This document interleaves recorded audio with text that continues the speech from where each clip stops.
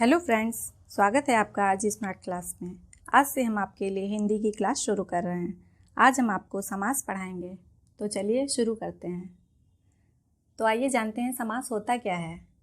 दो या दो से अधिक शब्दों या पदों के मेल से जो एक नवीन शब्द के निर्माण की प्रक्रिया होती है उसे समास कहते हैं। समास के अर्थबोधक वाक्य को विग्रह कहते हैं। समास के 6 भेद होते हैं। इसको याद करने के लिए एक छोटी सी ट्रिक हम आपको बताते हैं। इस ट्रिक को याद करने के बाद आप उसे कभी नहीं भूलेंगे। चलिए हमारे साथ साथ पढ़िए। कर्मधारय समास है वह समास जो साथ विशेषण लिए हुए। कर्मधारय समास है वह समास जो साथ विशेषण लिए हुए। तत्पुरुष समास लुप्त कारक है द्वंद्व और का लोप किए। तत्पुरुष समास लुप्त कारक है द्वंद्व और का लोप किए। पहला पद अव्यय हो जिसका अव्ययी भाव कहलाता है। पहला पद अव्यय हो जिसका अव्ययी भाव कहलाता है। बहुव्रीहि विशेष अर्थ वाला द्विगु संख्यावाची होता है। बहुव्रीहि विशेष अर्थ वाला द्विगु संख्यावाची होता है।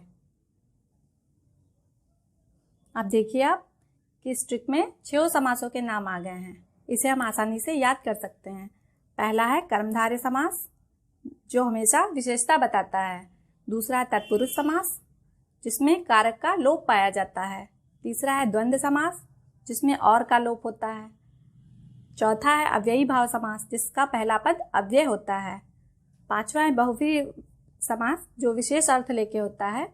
और छठा है द्विगु समास जिसमें संख्या प्रधान होती है। जैसा कि आपको बताया जा चुका है ट्रिक में कि कर्मधारय समास जो है उसमें विशेषता बताई जाती है। तो कर्मधारय समास के लिए उदाहरण दिया हुआ है नीलांबर, लौह पुरुष।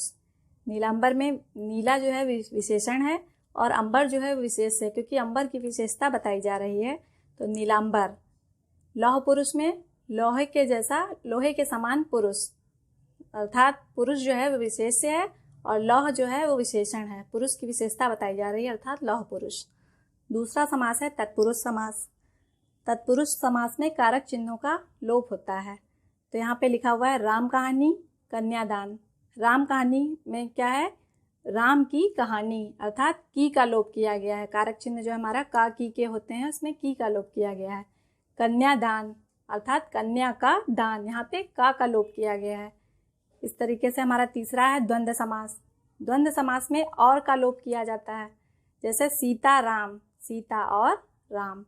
राधा कृष्ण, राधा और कृष्ण। चौथा समास है हमारा अव्ययी भाव। अव्ययी भाव समास में हमारा पहला पद अव्यय होता है, जैसे यथाशक्ति में यथा, प्रतिदिन में प्रति। पांचवा समास है हमारा बहुव्रीहि समास। बहुव्रीहि समास विशेष अर्थ वाला होता है, जहां पर न पहला पद प्रधान हो न तो दूसरा ही हो, अर्थात तीसरे व्यक्ति के लिए प्रयोग किया गया हो, जैसे दशानन, नीलकंठ। दश है आनंद जिसके, अर्थात रावण। नीला है कंठ जिसका, अर्थात शिव जी। छठा समास है हमारा द्विगु समास।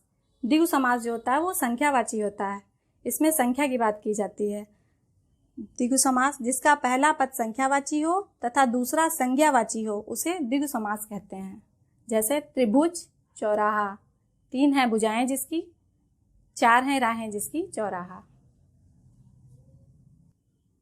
चलिए फिर से रिवीजन करते हैं एक बार। पहला हमारा कर्मधारय समास जो है उसमें पहला पद जो होता है वो विशेषण होता है और दूसरा पद होता है वो विशेष्य होता है। दूसरा समास है हमारा तत्पुरुष समास जिसमें कारक चिन्हों का लोप होता है, जैसे का की के।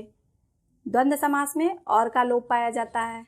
अव्ययी भाव समास जो होता है हमारा उसमें पहला पद अव्यय होता है, अर्थात शब्द से पहले उपसर्ग लगा होता है। बहुव्रीहि समास विशेष अर्थ वाला होता है। द्विगु समास संख्यावाची होता है जिसका पहला पद संख्यावाची होता है और दूसरा संज्ञावाची होता है। तो आपको ये वीडियो कैसा लगा कमेंट में जरूर बताएं। आज के लिए इतना ही।